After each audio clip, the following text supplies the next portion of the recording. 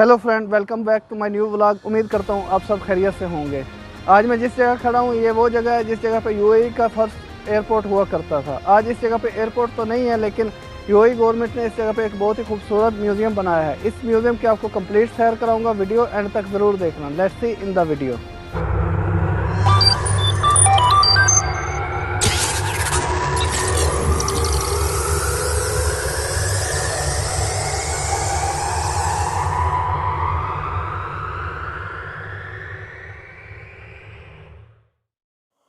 जी friend, सबसे पहले मैं आपको इस म्यूज़ियम का शॉर्टली तारुफ़ करवा देता हूँ। इस म्यूज़ियम का नाम अल मुहत्ता म्यूज़ियम है। ये शारजा के इलाके अल-कासमिया में वाक़या है।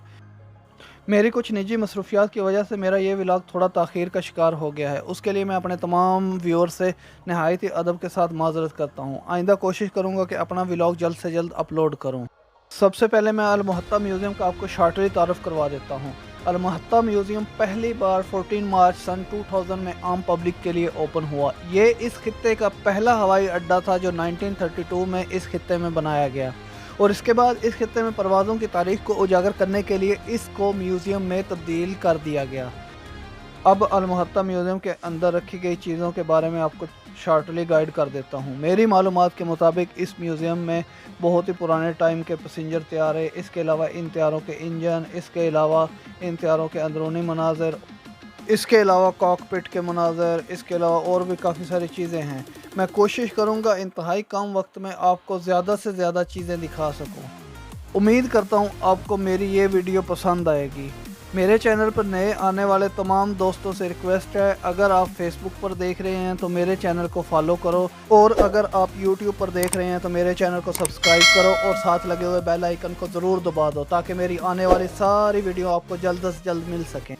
जैसे ही अल मुहत्ता म्यूज़ियम के मेन एंट्रेंस पे आते हैं तो आपको सबसे पहले ये जहाज़ देखने को मिलेगा। ये इंतहाई खूबसूरत लग रहा है और इस म्यूज़ियम को चार चांद लगा रहा है। अब मज़ीद आगे बढ़ते हैं और रिसेप्शन पे जाते हैं और देखते हैं कि रिसेप्शन कैसा है। इसके अलावा रिसेप्शन से पहले बहुत बड़ी कार पार्किंग है। अगर आप अपनी ओन व्हीकल पे आ रहे हैं तो पार्किंग की नो टेंशन, आप इसमें पार्क कर सकते हैं। हम रिसेप्शन पे पहुंच चुके हैं। अब आपको अंदरूनी मनाज़र दिखाते हैं। रिसेप्शन पे पहुंच के आपको इस म्यूज़ियम के बारे में काफ़ी सारी मालूमात मिलेंगी। इसके अलावा म्यूज़ियम में अंदर जाने के लिए आपको टिकट ख़रीदनी होगी, जो कि आपको रिसेप्शन से मिलेगी। चलें आगे बढ़ते हैं और मज़ीद दिखाते हैं आपको। रिसेप्शन से निकलते ही हमने रिसेप्शन से गाइडलाइन ले ली थी। गाइडलाइन के मुताबिक सबसे पहले आपको लेफ़्ट रूम में जाना है। चलें आगे बढ़ते हैं और आपको दिखाते हैं। लेफ़्ट और राइट दोनों साइड पे बहुत सारे रूम हैं। हमने लेफ़्ट साइड पे जो वाइट कलर का रूम है या वाइट कलर का डोर नज़र आ रहा है, उसी में जाना है। मैं म्यूज़ियम के मेन एंट्रेंस पे पहुंच चुका हूं। आप देख सकते हैं, आपको नज़र भी आ रहा होगा, काफ़ी सारे रूम हैं। मैं तो अभी से काफ़ी एक्साइटेड हो गया हूं। चलें देखते हैं अंदर क्या है। अब आगे बढ़ते हैं और अंदर जाते हैं।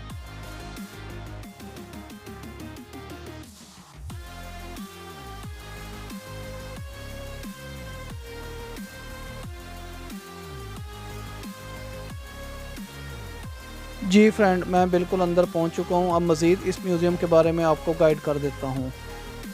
यह यूएई की तारीख का सबसे पहला हवाई अड्डा था। इस हवाई अड्डे को 1930 की दहाई में ब्रिटिश दौर में बनाया गया।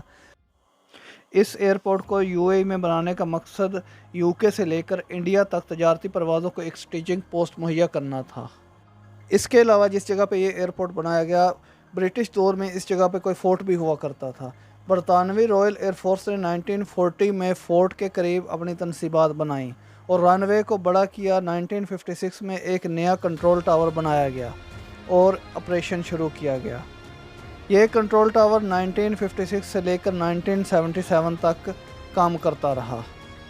1977 में शारजा का जो मौजूदा एयरपोर्ट है उसको ओपन कर दिया गया और उसका कंट्रोल टावर भी फ़ाल कर दिया गया। जो एयरलाइन आपको बाहर से नज़र आ रही थी, जिसके सामने खड़ा होकर मैंने वीडियो बनाई थी, उस एयरलाइन के अंदर तक जाने के लिए सीढ़ियाँ बनी हुई हैं। मैं वही सीढ़ियाँ ऊपर चढ़ के आया हूँ, आप देख सकते हैं। अब मज़ीद वीडियो में आगे बढ़ते हैं और इस एयरलाइन के अंदर जाते हैं और अंदर जाके आपको दिखाते हैं।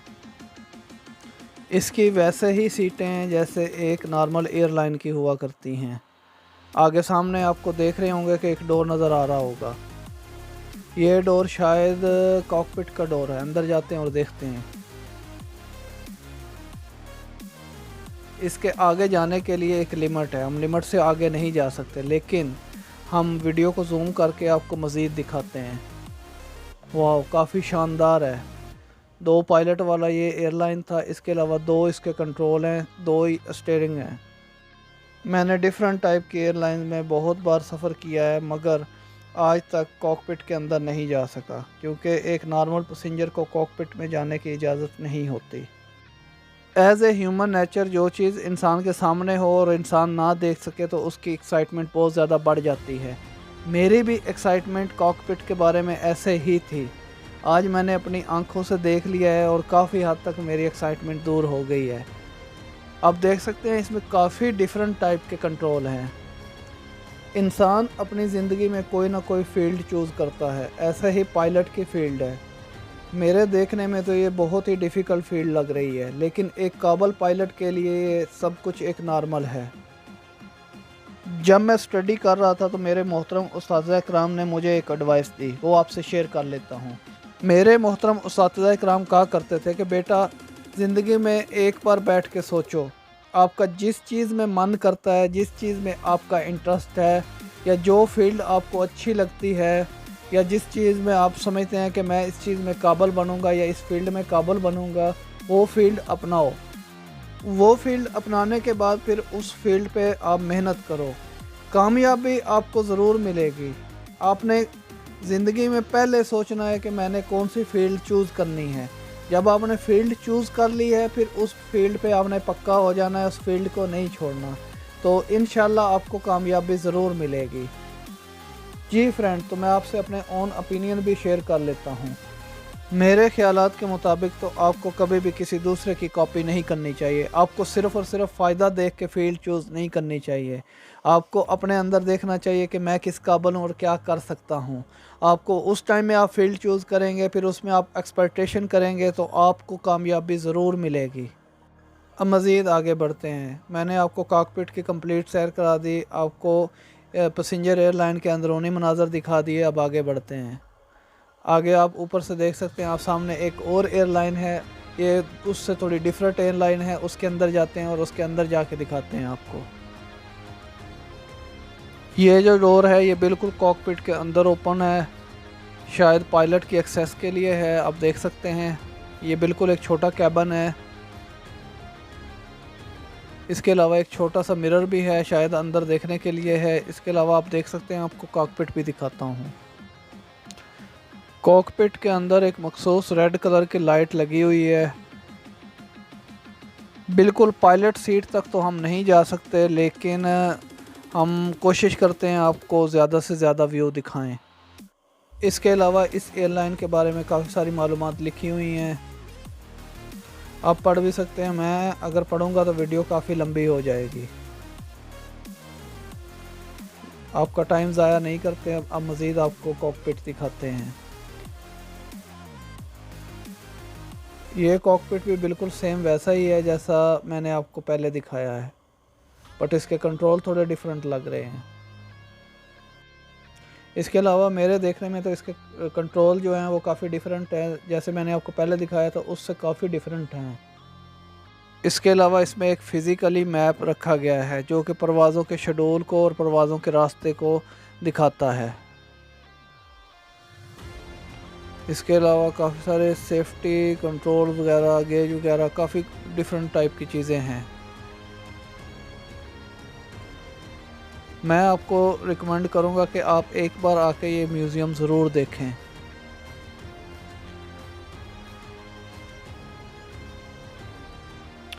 काफ़ी डिफरेंट टाइप का एक्सपीरियंस है।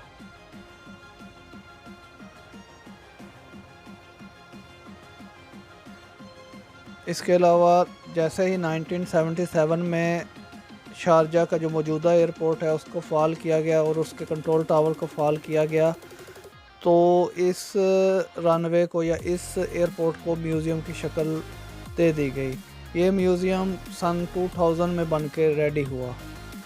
मैंने ऊपर से आपको दोनों कॉकपिट की सैर करा दी है। अब नीचे आता हूँ, मज़ीद आपको एयरलाइन के करीब से आपको दिखाता हूँ। इस म्यूज़ियम में ज़्यादातर एयरलाइंस गल्फ़ एविएशन की एयरलाइंस हैं। अब मैं आपको गल्फ़ एविएशन कंपनी के बारे में शॉर्टली बता देता हूँ। गल्फ़ एविएशन कंपनी 1949 में इस्टेब्लिश्ड हुई। इसके फाउंडर का नाम बोसवर्थ था, जो रॉयल एयर फोर्स में साबिक पायलट था। बोसवर्थ का असल कारोबार खलीज की कुछ रियासतों के दरमियान चार्टर्ड एयर टैक्सी सर्विसेज और फ्लाइंग ट्रेनिंग सर्विसेज था। गल्फ़ एविएशन ने अपनी परवाज़ों का बाकायदा आगाज़ 5 जुलाई 1950 से शारजा, बहरीन, कतर और सऊदी अरब के लिए किया। इसके बाद शारजा का मौजूदा एयरपोर्ट फ़ाल होने के बाद इस एयरपोर्ट की यानी अल मुहत्ता म्यूज़ियम जिस जगह पे है, इस एयरपोर्ट की दोबारा तज़ीन व आराइश की गई और इसको फिर बाद में म्यूज़ियम में कन्वर्ट कर दिया गया। इसके अलावा आप स्क्रीन पर देख सकते हैं बहुत ही डिफरेंट टाइप के पैसेंजर और दूसरे ट्रेनिंग तैयारे भी मौजूद हैं।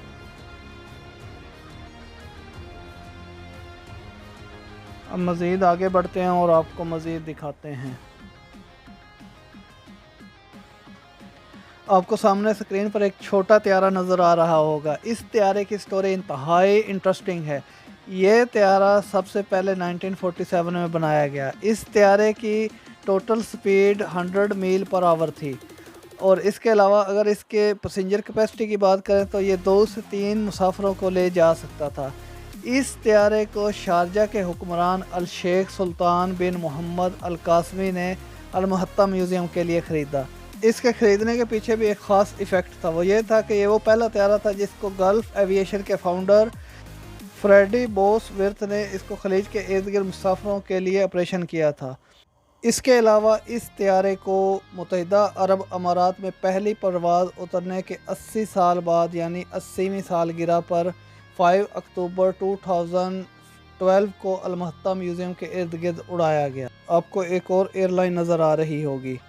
मुझे तो काफ़ी डिफरेंट एक्सपीरियंस हुआ है। जी फ्रेंड, उम्मीद करता हूँ आपको मेरी वीडियो पसंद आ रही होगी। अपनी राय का इजहार कमेंट बॉक्स में आके ज़रूर दें।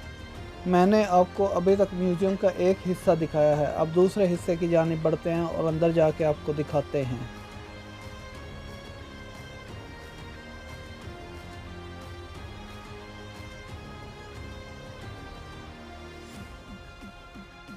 ये पहला सेक्शन है, ये फ़ोटोग्राफी सेक्शन है। इसमें काफ़ी पुराने टाइप की फ़ोटोज़, पिक्चर्स वगैरह लगाई हुई हैं और इन पिक्चर्स के साथ इसकी बाकायदा हिस्ट्री लिखी हुई है। काफ़ी डिफरेंट टाइप के पिक्चर्स हैं। इस एयरपोर्ट के इब्तदाई तामीरात के मनाज़र को फ़ोटोग्राफी में अक्सबंद किया गया है और दिखाया गया है कि इसके रनवे को कैसे तामीर किया गया और इसके अलावा भी इसकी बाकी कंस्ट्रक्शन को भी फ़ोटोग्राफी से अक्सबंद किया गया है।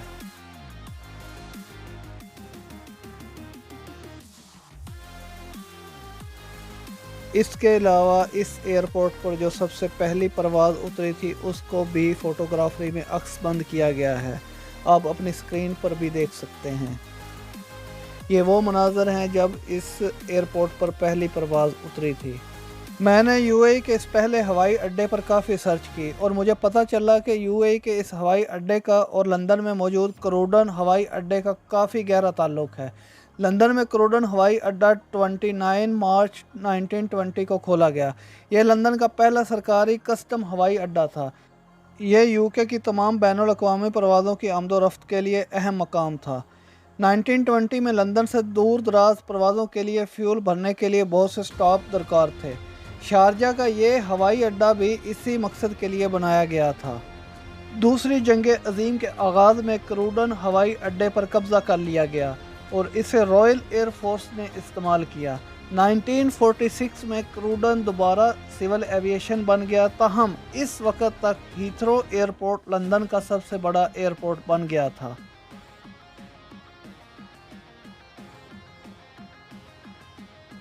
इसके अलावा तमाम फ़ोटोज़ अपने आप में एक हिस्ट्री रखती हैं। एक और फ़ोटो मेरे सामने है, इसमें एक जहाज़ का मुकम्मल स्ट्रक्चर दिखाया गया है।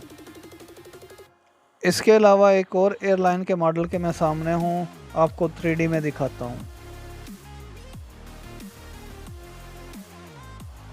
इसके भी टोटल 6 इंजन हैं। चलें आगे बढ़ते हैं, मज़ीद आपको दिखाते हैं। इसके अलावा नेक्स्ट सेक्शन में बहुत ही पुरानी एविएशन के रिलेटेड बुक्स पड़ी हैं जो कि बिल्कुल ओरिजिनल हैं और अपनी असल हालत में हैं। इस जगह पर भी पेंटिंग्स वगैरह लगी हुई हैं, फ़ोटोज़ लगी हुई हैं और उसमें दिखाया गया है। मज़ीद आगे बढ़ते हैं और एक और सेक्शन है, आपको वो भी दिखाते हैं।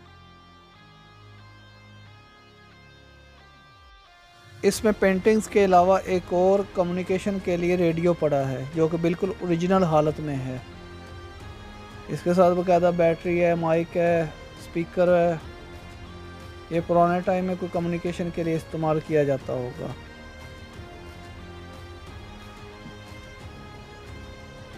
अब नेक्स्ट सेक्शन में जाते हैं और देखते हैं। इसमें भी आपको एक इक्विपमेंट नज़र आ रहा होगा। ये हवा की स्पीड को मापने के लिए इस्तेमाल किया जाता था, क्योंकि किसी भी एयरलाइन के तवाज़न को बरकरार रखने के लिए हवा की रफ्तार का अहम रोल होता है।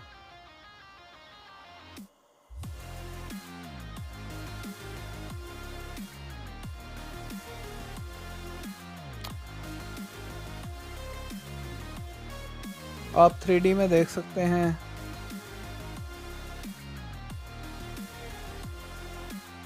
नेक्स्ट सेक्शन की तरफ बढ़ते हैं और देखते हैं आगे क्या है।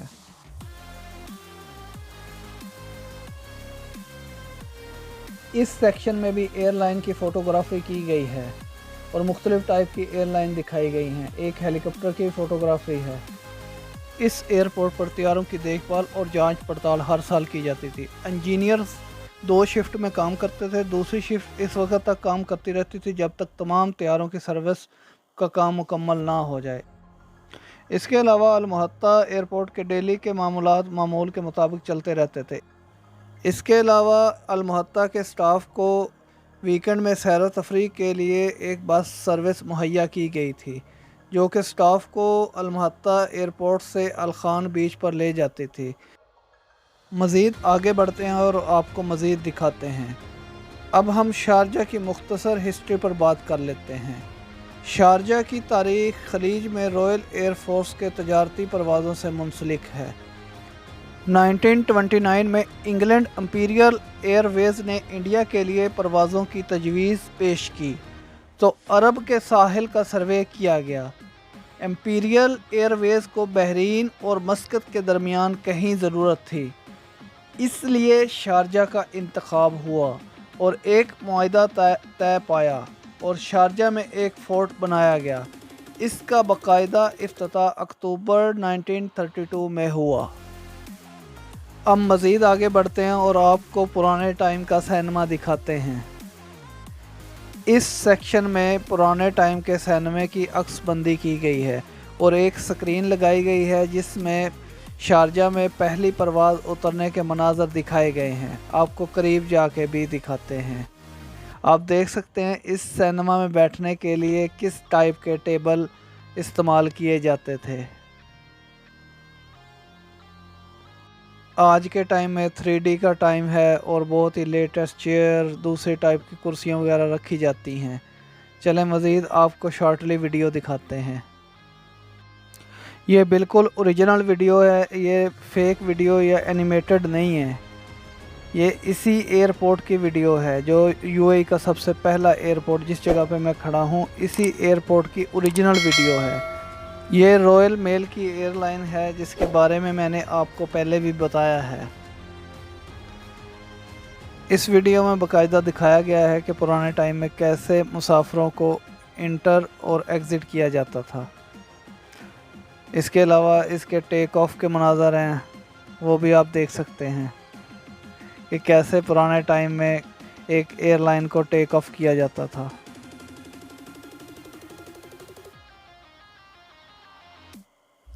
मैं आपको फिर बता देता हूँ, ये कोई फेक वीडियो या एनिमेटेड वीडियो नहीं है, ये बिल्कुल ओरिजिनल वीडियो है। वाओ, एयरलाइन रनवे पे दौड़ रही है, अब टेक ऑफ करने ही वाली है। फाइनली टेक ऑफ कर लिया है। ऊपर से भी कैमरे से दिखाया गया है, बाकायदा पायलट को दिखाया गया है, कॉकपिट को दिखाया गया है। वाह, अमेजिंग है यार। इस म्यूज़ियम में रखी गई तमाम चीज़ों को और इस म्यूज़ियम को बहुत ही सोच समझ कर डिज़ाइन किया गया है। हम जैसे जैसे आगे बढ़ रहे हैं ऐसे ऐसे लेटेस्ट चीज़ें आती जा रही हैं। 1932 से लेके आगे लेटेस्ट चीज़ें भी नज़र आ रही हैं। अब तक मैं आपको 2 सेक्शन दिखा चुका हूँ, अब तीसरे सेक्शन की तरफ बढ़ते हैं। ये फ़्लाइट टेक्निक सेक्शन है। अंदर जाते हैं और देखते हैं। सबसे पहले इसमें भी फ़ोटोग्राफरी है। इसके अलावा आगे बढ़ते हैं। ओह वाह, बहुत ही डिफरेंट टाइप के परिंदे और हशरात वगैरह को दिखाया गया है। वाह, डिफरेंट टाइप के बॉडीज़ को रखा गया है। इन परिंदों के फॉसिल्स को रखने का मकसद ये हो सकता है कि कैसे इंसान ने सोचा होगा कि हम भी परिंदों के जैसे उड़ सकते हैं।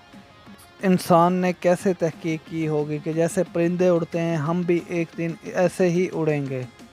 इसके अलावा इसमें 4000 साल पुराने परिंदों के फॉसिल्स दिखाए जा सकते हैं।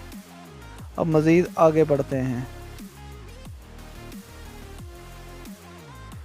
डिफरेंट टाइप की पेंटिंग्स हैं, डिफरेंट टाइप के परिंदों के फॉसिल्स पड़े हैं और इन पर सर्च की गई है कि ये कैसे उड़ते हैं। बाकायदा एक लंबी सर्च के बाद इंसान ने एक एयरलाइन को तैयार किया। उसके पीछे बहुत बड़ी मेहनत है। मुख्तलिफ परिंदों के फॉसिल्स रखे हुए हैं। इंसान ने एक एयरलाइन बनाने से पहले बहुत सारे परिंदों पर सर्च की होगी। ऐसे ही इन परिंदों की अक्सबंदी की गई है, आप देख भी सकते हैं। अब लेटेस्ट टाइम आ गया है, फाइटर जेट आ गए हैं और हाई स्पीड फाइटर जेट आ गए हैं। लेकिन ज़रा आप पास्ट में जाएं और सोचें कि एक एयरलाइन बनाने के लिए इंसान को कैसे आइडिया आया होगा। ऐसे ही आप देख सकते हैं मुख्तलिफ़ टाइप के परिंदे हैं, उन पे सर्च की होगी। एयरलाइन बनाने वाले साइंसदानों को क्रेडिट ज़रूर देना चाहिए। सबसे ज़्यादा क्रेडिट तो राइट ब्रदर्स का है, जिन्होंने सबसे पहले एयरलाइन बनाई। और आज दिनों का सफ़र, घंटों का सफ़र मिनटों में हम लोग तय कर रहे हैं। ये उन्हीं साइंसदानों की मेहनत का नतीजा है, वरना आज भी हम मिनटों और घंटों का सफ़र दिनों और हफ्तों और महीनों में कर रहे होते। डिफरेंट टाइप के परिंदे हैं।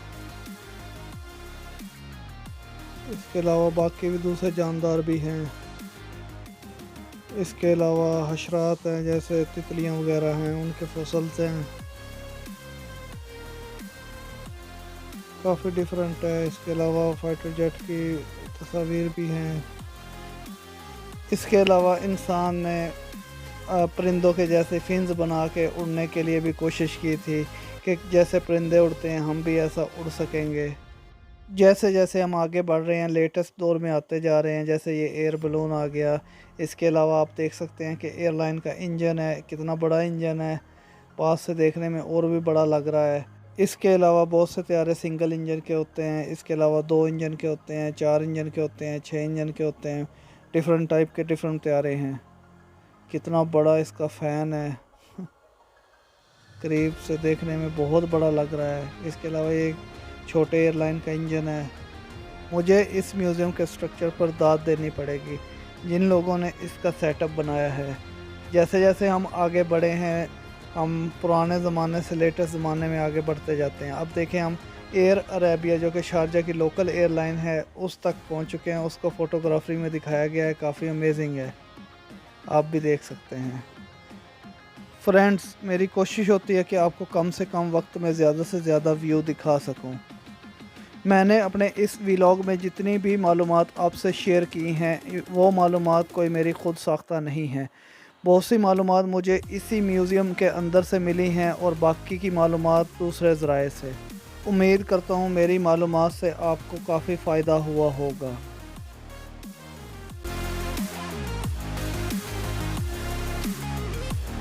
जी फ्रेंड्स, तो मैंने अल-मुहत्ता म्यूज़ियम की आपको कंप्लीट सैर कराई है और उम्मीद करता हूँ आपको मेरी वीडियो पसंद आई होगी। अगर वीडियो पसंद आई हो तो लाइक और शेयर करना ना भूलना। Thanks for watching.